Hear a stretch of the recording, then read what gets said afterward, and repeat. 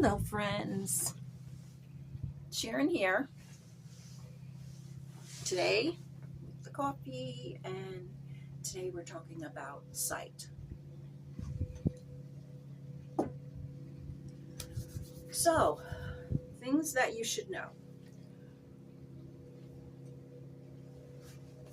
In Florida, it's cold today. Okay, their sight, dogs' sight is not as keen as ours.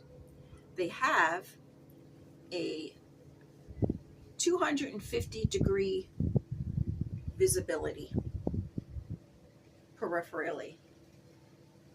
They see in distance much better, but the colors that they see are, if you give them a choice and you want to do a test at home, show them a blue toy and yellow toy, and dogs gravitate to the color blue. So as far as all of the colors on the spectrum, they see gray, mostly a lot of gray. So they don't see colors the same way that we do. They see 2 or 3 colors, but they all blend and they're a little washed out. You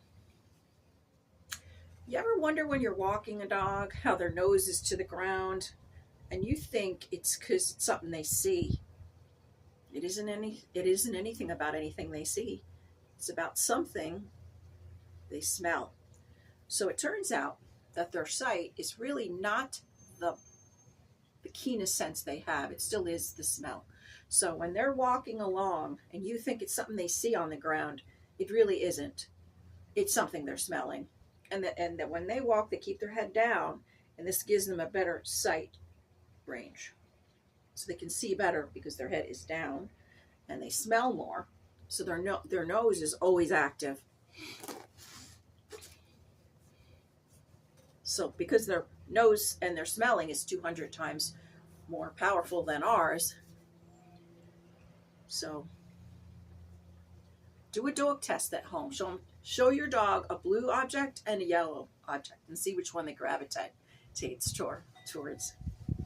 So we were talking about that I was going to cover the sight, the sound,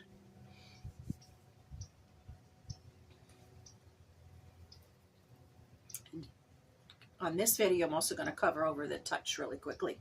So where are the dog's sweet spot? Where are the places on the dog that they love to be rubbed or touched the most? Well, that's simple. Their favorite spot on their whole body is behind the ears, right here.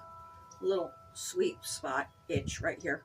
Then right below the chest, right on the hump of the chest right here, that is their next favorite spot. And of course, belly rubs. When dogs flip over and show you their belly and they ask you to rub their belly, that means full trust, full love, and you've bonded with them. When you get a dog to release and show their bottom half of their body, it means they fully trust you. And you've gotten really far with them. That's really great.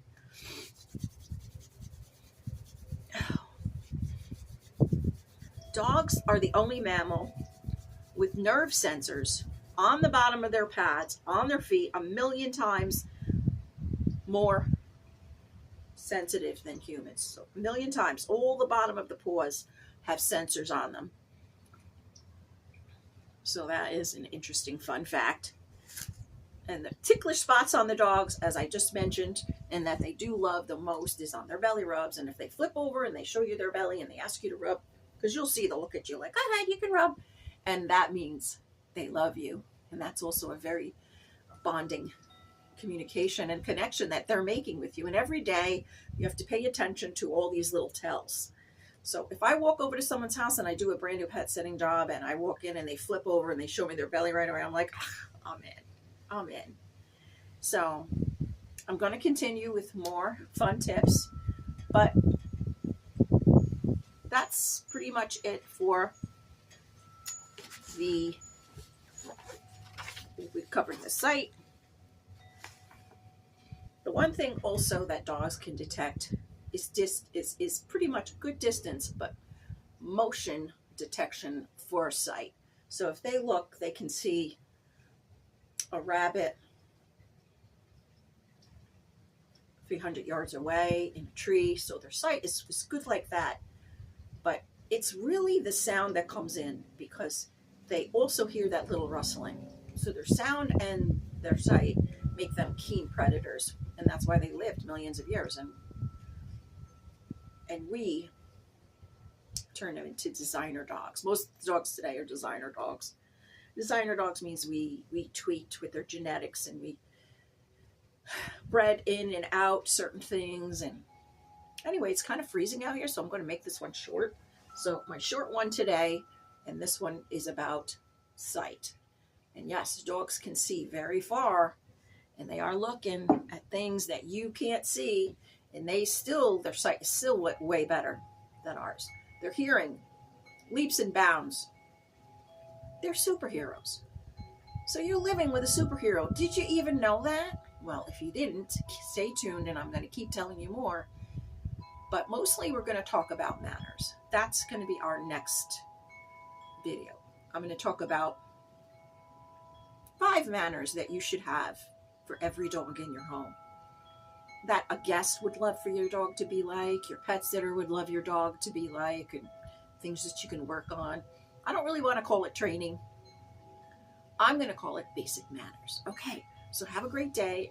It's chilly Willy here, and the sun ain't really out right now, so I'm going. Bye. Have a good day. Bye.